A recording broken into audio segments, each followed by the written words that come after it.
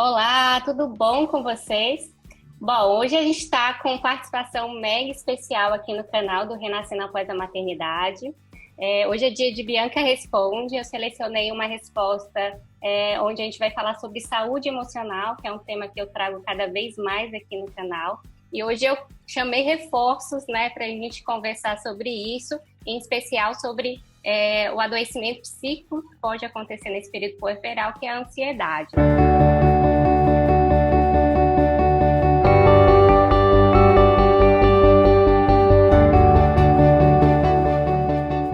Então, eu estou com a Juliana Calvazan e também com a Juliana Parada, as duas xarás, que são do Sentir Materno.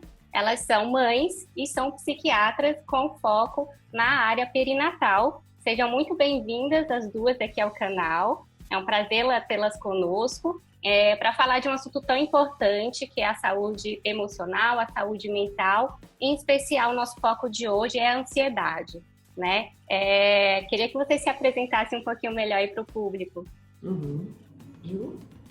Oi, boa tarde. A gente que agradece a chance de estar conversando com você. Eu sou a Juliana Cavalçan, sou psiquiatra, né, como você falou. O nosso foco, o meu e da outra Juliana, é saúde mental, perinatal, e isso a gente acabou juntando forças junto com uma outra psiquiatra, Aline Santana Ferreira Borsato, que é lá de Brasília, e a gente criou o nosso blog, que é o Sentir Materno, que o objetivo é desmistificar realmente esse período perinatal, que muitas mulheres acham só as maravilhas que existem, mas não, tem muito percalços aí que as mulheres passam e às vezes realmente adoecem. E nosso objetivo é mostrar o que é doença, o que não é, como que o sofrimento pode ser amenizado nesse período. Isso. Eu sou Juliana Parada, sou mãe, sou psiquiatra também, e junto com a Juliana e com a Aline, a gente está justamente tentando trazer mais informações de qualidade técnica, né? Para que as mulheres tenham acesso para uma melhor compreensão mesmo da saúde e do adoecimento mental, né? Nessa fase tão linda da vida, mas que também é a fase em que a mulher é mais vulnerável do ponto de vista psíquico, né? E a ansiedade é uma dessas questões de vulnerabilidade e é o que a gente vai falar hoje aqui, né, Bianca? Sim. A pergunta central, né, que até motivou o meu convite a vocês, é da Jéssica Marcela, né? Ela pediu para que eu falasse mais, porque eu já fiz uma série sobre saúde emocional, onde falei sobre todos os adoecimentos psíquicos puerperais. Então, se você está assistindo esse vídeo e ainda não viu, vou colocar o link bem aqui nesse vídeo. Então, ela pediu para falar mais sobre os transtornos ansiosos, em especial o TOC. E a gente já falou, né, como eu disse aqui, sobre esses transtornos e também sobre a confusão que existe no diagnóstico, né? Eu, na minha prática como psicóloga perinatal, observo muitas vezes mulheres chegando com um diagnóstico de depressão pós-parto, mas com sintomas e muitas vezes mais indícios de sintomas na parte de ansiedade. Eu queria que vocês explicassem um pouquinho para nós por que isso acontece, a confusão, e se existe alguma forma da gente começar a identificar a diferença entre a depressão pós-parto, que tem alguns sintomas, né, ansiosos, das doenças que se caracterizam pela ansiedade.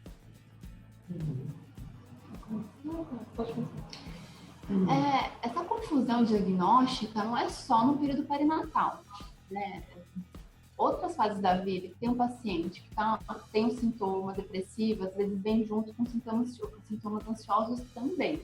Então, é um diagnóstico difícil de ser feito de uma maneira geral. Por que isso? Geralmente, depressão mais grave é normal vir com alguns sintomas ansiosos. Ou o paciente que já é muito ansioso, em algum momento da vida, começar a ter sintomas depressivos.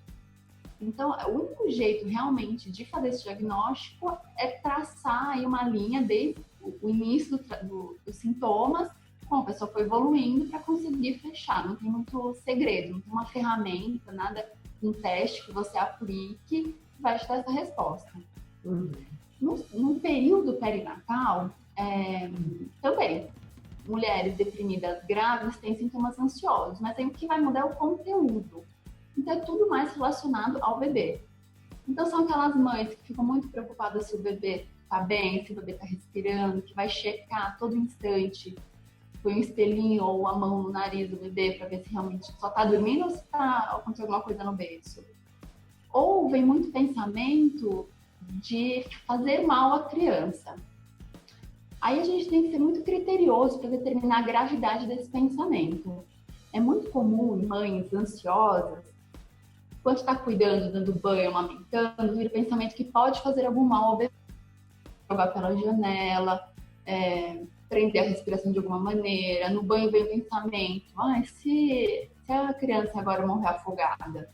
Mas isso não é que a mãe tem essa intenção, ela não tem o desejo que isso aconteça.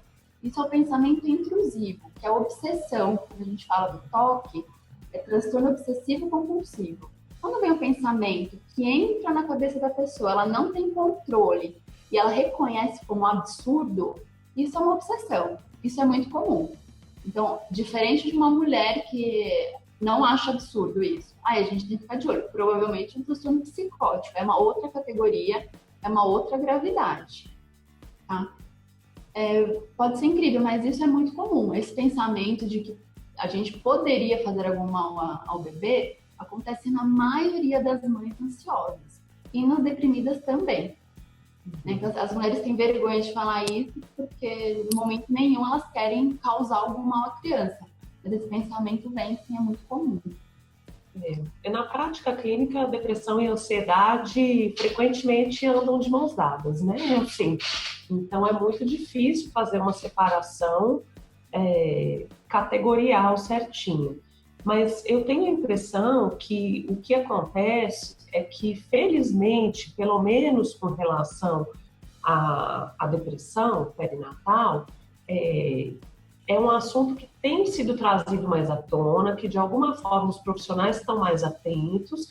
Infelizmente, ainda estão mais atentos aos sintomas do pós-parto e não porque muitos casos já começam na gestação, né? E daí evoluem mal no pós-parto, se não forem adequadamente abordados. Mas, enfim, é como se tudo ficasse nesse balaio de depressão pós-parto, né? Então, alguma coisa que se detectou, que está trazendo um sofrimento, que está trazendo prejuízo da funcionalidade, da capacidade da mãe agir, da qualidade de vida dela, do vínculo dela com o bebê, do que quer que seja, tem sido rotulado como depressão pós-parto, né? Mas existem categorias distintas. Mas como a Juliana falou, é muito comum que um quadro depressivo tenha sintomas ansiosos e que um quadro ansioso, principalmente quando é mais grave, também leve a mulher a ter sintomas depressivos, né? Agora, de qualquer forma, eu acho que a boa notícia é que, independente do nome, o tratamento segue o mesmo caminho nas duas condições, né? Tá, então, em termos de tratamento e pensando em medicação, não difere tanto essa questão do que o psiquiatra vai indicar para essa mulher. Isso. A medicação é realmente a mesma classe, serve para tratar as duas condições. Agora muda um pouquinho a terapia. Por exemplo, para quem tem um transtorno obsessivo-compulsivo, uma terapia cognitivo-comportamental tem melhores resultados. Então, se alguma diferença no tratamento, acho que seria mais grave. Eu acho até que quando eu estava falando assim, sintomas depressivos, sintomas ansiosos, eu estava falando sintomas ansiosos assim, lato sensu, né? Que pode ter sintomas obsessivos, que são sintomas de um espectro de ansiedade, mas não, eu acho que por enquanto a gente não está falando do toque em si, que aí é uma outra coisa. Sim, né? e também tá até para as mães que estão acompanhando que há uma diferença entre ter um sintoma e ter um diagnóstico, né? Então, eu acho que talvez vocês possam explicar até melhor do que eu, e isso para que fique claro. Sintomas ansiosos, sintomas depressivos são alguns comportamentos que estão dentro de um diagnóstico, correto? Que estão dentro de um espectro que vai desde a normalidade, passando por diferentes diagnósticos, né? Ou não, porque um pouco de ansiedade, um pouco de sintoma obsessivo, um pouco de alteração de humor na nossa vida. Todo mundo tem. Todo mundo tem. Mas quando isso já é atingindo uma frequência, uma intensidade, atrapalhando no funcionamento da pessoa, na capacidade dela realizar as coisas, na relação interpessoal dela, trazendo sofrimento para os outros também, piorando a qualidade de vida, funcionalidade, produtividade, enfim. Aí a gente está falando de um adoecimento, né? E aí tem quadros depressivos com sintomas ansiosos, quadros ansiosos com sintomas depressivos, quadros de transtorno obsessivo compulsivo e tem muita interligação, né, entre uma coisa e outra. Não é uma matemática certa, né? Isso é isso. Também vai depender de muito da história da pessoa, do histórico também, né?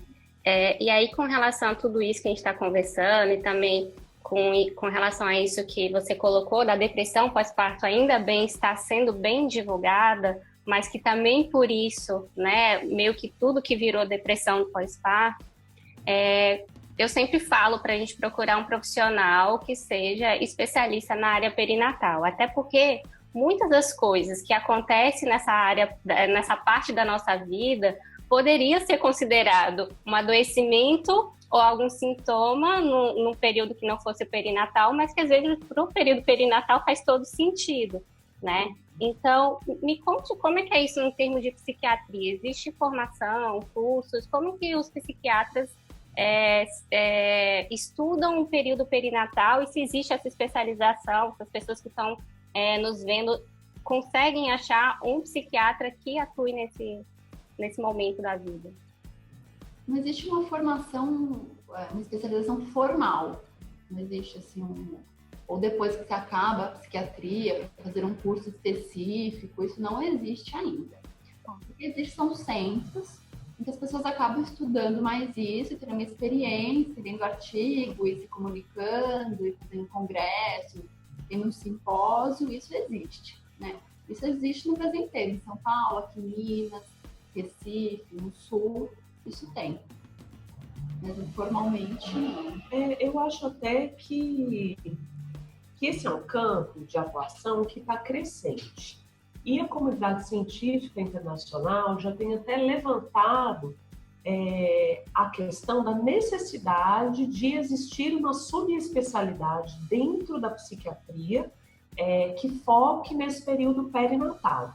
Então, por enquanto, isso não é formal, nem aqui, nem em nenhum lugar do mundo, mas alguns lugares do mundo, principalmente os países mais desenvolvidos, já estão um pouco adiante. Eu até faria uma crítica, viu, Ju? Porque eu acho que a formação do psiquiatra ainda deixa muito a desejar, porque são questões muito específicas, assim, da fisiologia mesmo, da psicopatologia, né? E, enfim. Então, ainda vai muito do interesse e de uma busca pessoal de cada profissional, né? E também do que a mulher precisa nesse sentido, né? Porque uma das coisas que eu percebo na minha prática clínica, é que com esse aumento do acesso à informação, as mulheres também estão querendo saber mais detalhadamente o que significa fazer um tratamento na gestação, fazer um tratamento enquanto está amamentando. Existe uma preocupação maior e um desejo por respostas mais refinadas, que não sejam apenas ou de banalizar e falar, não, pode tomar um remédio grávida, pode tomar um remédio amamentando, tá tudo bem, é seguro, um monte de gente toma, né? Então que não seja nem de banalizar e nem de crucificar. Meu Deus, você tá grávida, você não pode fazer tratamento, suspenda seu tratamento quando você souber da gravidez, né? Ou você tem que parar de amamentar para tomar um medicamento, porque isso a gente vê na prática. E é muito triste, porque às vezes até de colegas psiquiatras que indicam a suspensão do medicamento, infelizmente, né? Mas acho que a gente tem que ser realista, e aí tem uma evolução que não seria a mais desejável, né? Então eu acho que se a mulher deseja respostas com mais clareza, com mais detalhes, enfim, eu acho que é interessante que ela procure se informar sobre um psiquiatra que poderia trazer isso com mais clareza, né? Possibilidade, clareza, né? Até por conta acho que o que mais impacta, além dessa questão de conhecer o período para fechar algum diagnóstico, é a questão de tudo que envolve a necessidade de tomar um medicamento após a maternidade, num período que se está amamentando, aliás, está aprendendo a amamentar, que já é um grande desafio, né? E quando a gente coloca a necessidade ainda de um tratamento psiquiátrico, com uma medicação que ela não tem essa, né, certeza que é possível manter essa amamentação, tudo vem para desestimular esse momento, né, e para dificultar mais. Antes até de fazer esse diagnóstico, ver se precisa ou não de medicação, tem uma minimização dos sintomas. Então, de nem ouvir a mulher, de saber se ela realmente está sentindo é normal no período perinatal, na gravidez e no pós-parto, ou não, isso já foge da normalidade, já vai caracterizar uma doença. Normalmente não tem nem espaço para as mulheres falarem. Isso não só com os psiquiatras, mas ginecologistas, pediatras, ninguém realmente de fato escuta o que as mulheres estão sentindo. E às vezes tem uma diferença de limiar, né? Dependendo do profissional, se a mulher está com um determinado obstetra, que seja mais incisivo, e ela chora numa consulta de pré-natal e ele prescreve uma fluoxetina, ou sei lá, algum medicamento, né? E às vezes não era um quadro de adoecimento, né? Então é muito importante esse trabalho multidisciplinar mesmo, né? Da obstetrícia, da psicologia, do pediatra, do psiquiatra, enfim, para que a gente agregue, né? O que cada um tem da sua expertise, assim, né? Eu acho que essa questão de ser multidisciplinar é bacana, porque a gente tem que trabalhar com o outro, mas a gente também não pode entrar no campo do outro. E o que a gente observa muito são pediatras e às vezes ginecologistas receitando medicamento, né, fazendo diagnósticos, e isso é complicado. Eu acho que eles são fundamentais porque eles são os primeiros a perceber quando algo, né, não está bacana para aquela mulher, mas é necessário a conscientização deles encaminharem, no caso, para os psiquiatras, que são as pessoas que estão mais atualizadas com relação a essa questão do adoecimento mental, né? E uma coisa que eu acho super interessante, né, quando a gente começa falando assim, as pessoas estão mais preocupadas, estão mais sensíveis ao diagnóstico, né, e tudo vira depressão pós-parto, enfim, o que quer que seja. Mas aqui no Brasil a gente nem tem essa estimativa, porque a nossa questão epidemiológica fica bem a desejar, né? Mas se estima que menos da metade dos casos de depressão pós-parto seja diagnosticado. E que dos que receberam diagnóstico, menos de 80% recebam um tratamento adequado. Então, ainda é uma situação que precisa melhorar demais. E eu acho que essa questão das mídias sociais, de profissionais como você, como nós, e como tantos que estão aí tentando trazer informação, né? Porque se a assistência peca, hoje em dia a gente tem muito recurso de informação acessível, né? Mas é bom que seja uma informação de qualidade, né? Para que a própria mulher também reconheça e consiga se despir um pouco das cobranças do perfeccionismo ou do próprio estigma, de procurar um profissional especializado que possa fazer essa avaliação de uma forma realmente refinada, né? Um especialista. Sim, mas voltando a falar da ansiedade, né? Porque esse tema dá pano para manga, né? Podemos ficar aqui a tarde inteira falando sobre isso. Mas voltando para a questão da ansiedade, como então é feito o diagnóstico e como é que é o tipo de tratamento? A Juliana já falou um pouco da questão da terapia. Como é que funciona isso para vocês? Casos mais leves, a gente sempre indica terapia.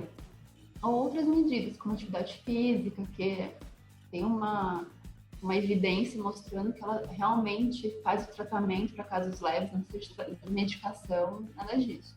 Casos mais graves, realmente, de moderado a grave, aí tem que ser o tratamento combinado. E a terapia com medicação. Tá, e no caso da ansiedade seria bacana vocês falarem, porque há uma variedade de quadros dentro da ansiedade, né? Então, o toque é um deles. Quais outros que a gente tem? Eu acho que um tema interessante também é um reconhecimento cada vez maior de um transtorno de estresse pós-traumático relacionado a vivências traumáticas do parto, né? Que bom que a assistência está sendo questionada. A ansiedade de uma forma mais generalizada mesmo, né? Quadro de pânico, transtorno de pânico e o toque, né? Acho que são os mais usuais. E tem uma série de sintomas que são bem específicos, assim. Específicos não. Sim, talvez específicos, porque envolvem o bebê, envolvem a necessidade de fazer as coisas numa determinada ordem, o desejo de que tudo saia perfeito, pensamentos de que coisas catastróficas possam acontecer com o bebê, enfim, sempre tem muito rodando em volta do bebê, né, desses sintomas ansiosos nessa fase, né?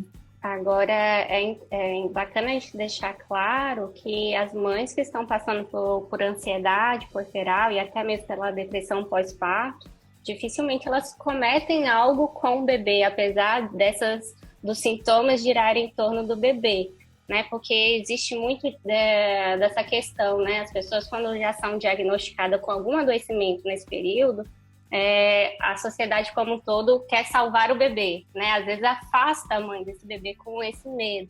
E às vezes a atenção é justamente o contrário, tem que ser com essa mãe. Porque se ela for fazer algo, é muito mais provável que seja com ela do que com o bebê, diferente de uma psicose puerperal, né? Que aí já é um outro adoecimento, que aí há sim uma necessidade de um olhar com mais atenção para a criança, né? Então eu sempre, quando a gente está falando sobre saúde emocional, eu gosto muito de ressaltar isso, porque mãe e bebê precisam ficar próximos até para superarem, né, essa fase do adoecimento psíquico puerperal. Concordam? Totalmente. Tem casos muito específicos e muito raros que a gente orienta separar a mãe do bebê. Aqui no Brasil a gente não vê isso, mas em outros lugares do mundo, que nem Londres, Estados Unidos, França, existe até enfermarias específicas. Às vezes a mãe tem uma doença psiquiátrica, precisa ficar internada e o bebê ficar junto. Então, no Brasil, infelizmente, não tem nenhuma unidade de serviço que preste esse atendimento. Mas, igual eu falei no começo, eu repito, são pensamentos que a mãe reconhece como absurdo, sabe que não faz o menor sentido, não deseja fazer mal à criança, mas o pensamento entra na cabeça sem controle nenhum, né? Para isso, realmente não precisa, nem deve separar a mãe do bebê. Eu acho interessante aproveitar esse canal, Bianca, não para trazer um alarmismo, assim, mas o suicídio é a principal causa de morte materna no primeiro ano de vida do filho, né? Então, o risco é muito maior para a mulher do que para o bebê. Os casos de que a mulher comete algum mal para o bebê são raríssimos, e nesses quadros psicóticos que tem uma apresentação completamente diferente, né? Então a gente precisa olhar mesmo para a mulher e cuidar muito dela, né? E deixar que ela se nutra, né? Desse amor, desse contato com o bebê, que esse vínculo se crie, às vezes essas condições dificultam também o vínculo, né? E por isso que é tão importante um tratamento adequado, né? Porque esses quadros costumam, quando precisa de medicamento e eles não são medicados, mesmo com medidas não farmacológicas, mesmo com uma boa terapia, com atividade física, muitas vezes eles ficam muito prolongados. E prolongar sintomas, um adoecimento por meses, no primeiro ano de vida do bebê, que é um momento assim, fundamental para o desenvolvimento dele, para questões cognitivas, afetivas, enfim, para todo o desenvolvimento dele. Toda a formação, né, dessa criança. Muito tempo, né? Quando que o medicamento a gente consegue abreviar isso para um período muito mais curto, né? Então, a gente devia olhar o medicamento como que bom que a gente tem essa ferramenta para trazer essa recuperação mais rápida, né? E a gente não vai deixar de dar atenção para tudo que está ali ao redor, né? Para terapia, para trabalhar as questões da mulher, o reequilíbrio dela após o nascimento do filho, do casamento, nada disso. Mas o medicamento é uma ferramenta a mais, né? Para fazer esse resgate da saúde mental, né? Com certeza. E no caso da ansiedade, há um grupo de risco, né? Tem os gestantes que também acompanham o canal. Existem algumas mulheres que precisam ficar mais atentas, fazer um acompanhamento desde a gestação? Como é que funciona? O principal fator de risco das gestantes ficarem ansiosas ou depois do parto vir a ter essa doença é quem já tem essa doença antes da gravidez. Esse é o principal grupo que a gente tem que ficar de olho, que pode ser aí no desenvolver. Histórico familiar também ou não, no caso da ansiedade? Sim, histórico familiar também, mas os principais, a história pessoal e a familiar vem depois. Tá. Quem mais? Pessoas que têm um baixo suporte social, então, aquelas mães que não têm ajuda efetiva de um companheiro, de uma outra rede familiar que possam ajudá-las. São as condições mesmo, né? Da gestação, desejada, se não é desejada, se não é uma gestação de alto risco também. É um fator aí que pode levar a mulher a ficar mais ansiosa. Tá. E eu acho que a presença de sintomas ansiosos na gestação já é algo que precisaria ser melhor olhado, de repente já ir trabalhando isso, porque sintomas ansiosos na gestação também predizem um aumento de risco de uma descompensação no pós-parto, que é o período de mais risco, né? Então, tudo que puder ser cuidado enquanto está gestando, para ela fortalecer as habilidades dela, trabalhar essas questões, aprender técnicas para lidar com ansiedade, tudo vai favorecer para depois, quando o bebê estiver aí, né? Que é a parte do maior desafio, né? Quando tudo pode acontecer, né? E que a gente tem que trabalhar, né? Em termos de saúde mental, a gente sempre fala, né? Não tem nada que a gente garanta que você não vai adoecer. Mas existem formas de a gente, pelo menos, conseguir olhar rápido se acontecer, né? E, às vezes, até amenizar as crises que vierem, né? Se a gente estiver olhando para isso desde essa gestação. Gente, era isso que eu queria conversar com vocês. Eu agradeço demais. Fiquei bem feliz de conhecer o trabalho de vocês, né? Já falei que eu li um texto do Sentir Materno falando sobre o equilíbrio. Eu vou colocar esse texto aqui na descrição do vídeo. É um texto muito importante porque equilíbrio é um remédio muito recomendado e que elas tratam, né? Falam no texto sobre um outro olhar sobre essa questão de tomar equilíbrio para a produção de leite. Que também equilíbrio não é um medicamento recomendado para depressão pós-parto, né? E o interessante que eu gostei é que cada uma delas, né, inclusive a Aline, que não pôde estar aqui conosco hoje, está num canto do Brasil, né, e está trabalhando nas suas cidades para ajudar esse campo da área perinatal crescer e a gente cada vez mais levar informação de qualidade para as mães. Agradeço demais vocês estarem aqui conosco, tá? Eu esqueci de falar que eu estou em Belo Horizonte. Você está em Belo Horizonte. Eu de Belo Horizonte. E a gente está se conhecendo pessoalmente aqui hoje. A gente já faz esse trabalho há alguns meses, mas desse contato virtual, né? Justamente por termos identificado interesses comuns e uma linha comum de querer trazer para mais mulheres essas informações assim de qualidade por alguém que foca nessa área mesmo e então foi um prazer. É um prazer. Então, só para a gente reforçar, a Aline Parada está em BH, né? Aline? Não, Aline. Eu já juntei a Aline com... São duas Julianas. Juliana Parada está em BH. Juliana Calvazan está em São Paulo. Isso. E a Aline Santana Ferreira Borsato está em Brasília. Isso, exato. Então, também para as mães que estão nessas regiões, né, se precisarem de um apoio psiquiátrico, já podem também entrar em contato com vocês. E temos participação especial. Chegou a participação especial. Esse quem é? Manda um beijo. Esse é o Brás, esse é meu filhinho Brás e esse é meu filhinho Nuno. Ó, chegaram aqui agora. Olá! Prazer conhecer essas crianças. Que bom. Vou liberar vocês então, gente. Gratidão, viu? Um grande beijo para vocês. Tchau. Tchau.